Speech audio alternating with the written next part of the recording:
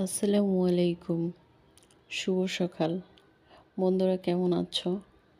এই তো আমি ১ কাপ র চা বানাচ্ছি। র চাটা বানাচ্ছি। আমাদের বাসায় যদিও র চা কেউ খায় না। তো আমি র চাটা বানাচ্ছি আমার কাজের খালার জন্য।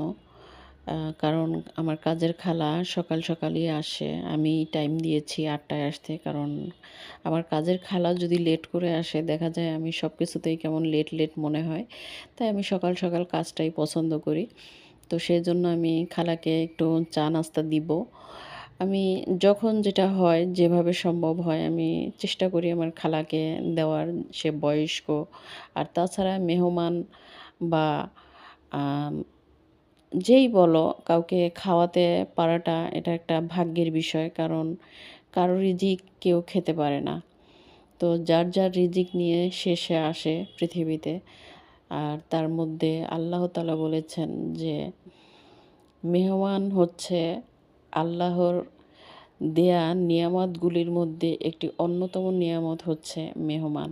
আর এই মেহমান দেখবা সবার বাসায় বা সবার বাড়িতে হয় না বা আসে না।